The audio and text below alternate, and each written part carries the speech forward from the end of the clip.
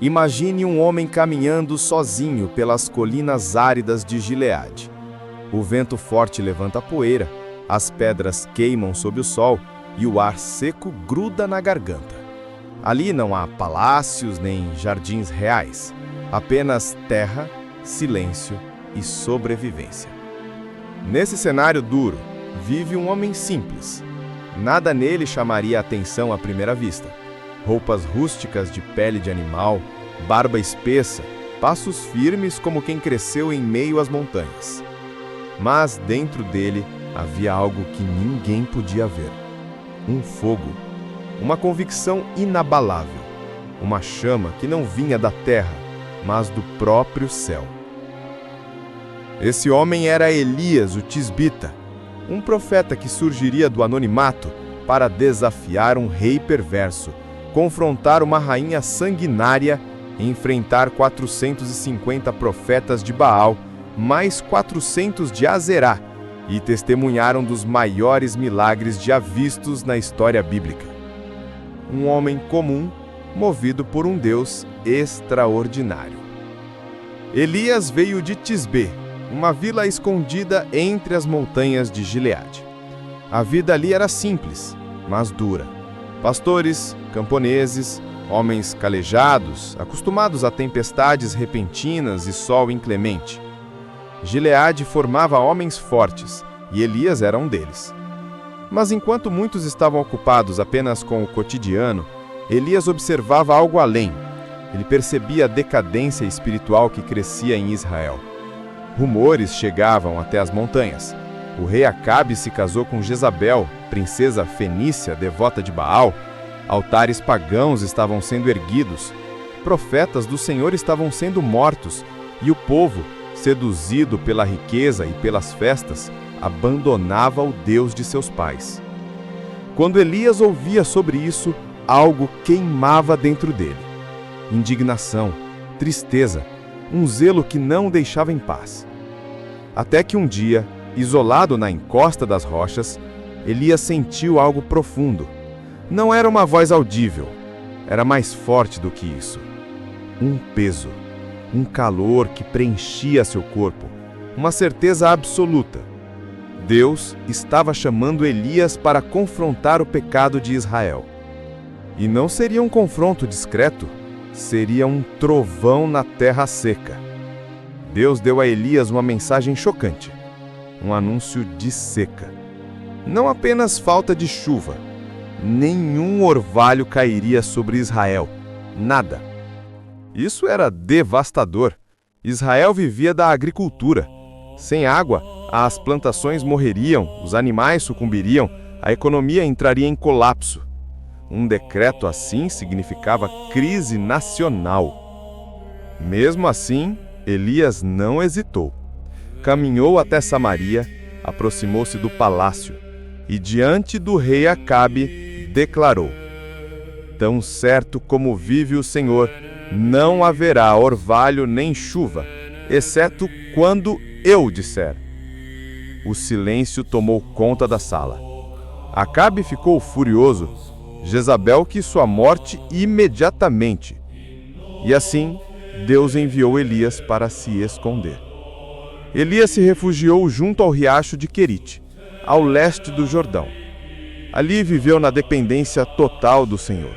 Bebia da água do riacho e todos os dias corvos traziam pão e carne, um milagre silencioso e constante. Mas a seca piorou. Meses passaram, anos, e finalmente o riacho secou. Então, Deus enviou Elias para Sarepta, uma cidade estrangeira, onde encontrou uma viúva pobre com um punhado de farinha e um pouco de azeite. Elias pediu comida, e mesmo na miséria, ela compartilhou o que tinha. Deus multiplicou seus mantimentos, e quando o filho da mulher morreu, Elias orou, e o menino voltou à vida. Um dos primeiros relatos bíblicos claros de ressurreição.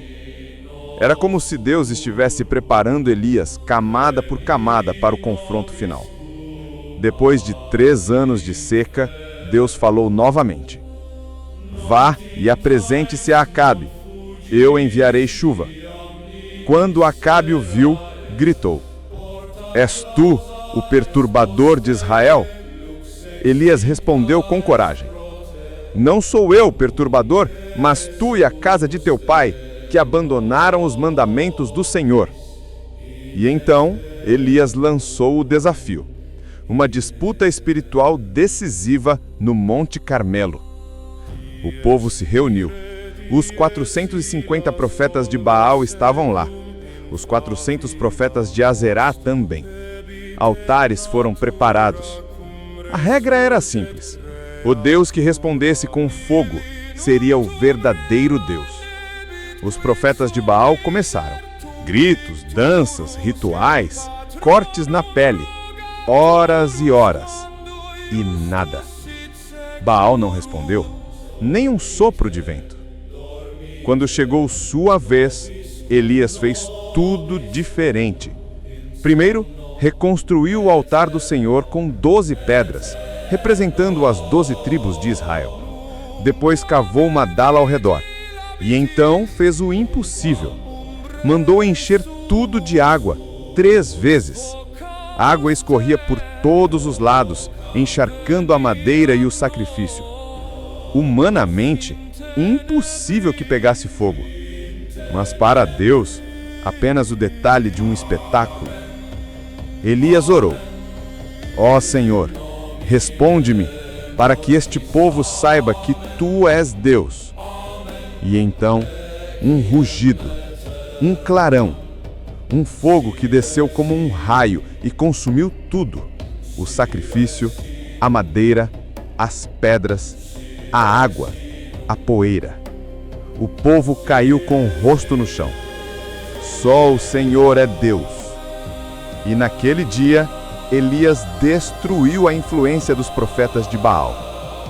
O confronto no Carmelo foi apenas parte da jornada. Logo depois, Elias seria perseguido por Jezabel e fugiria para o deserto, onde enfrentaria sua maior batalha, não contra homens, mas dentro de si mesmo. Medo, cansaço, solidão, dúvida.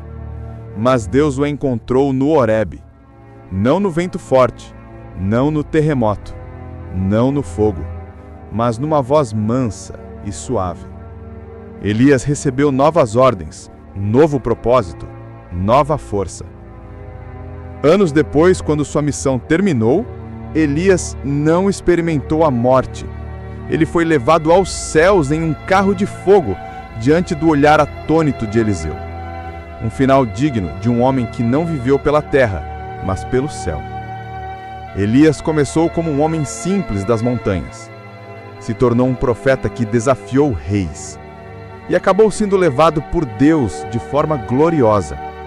Porque quando Deus chama alguém, até o mais improvável dos homens se torna invencível.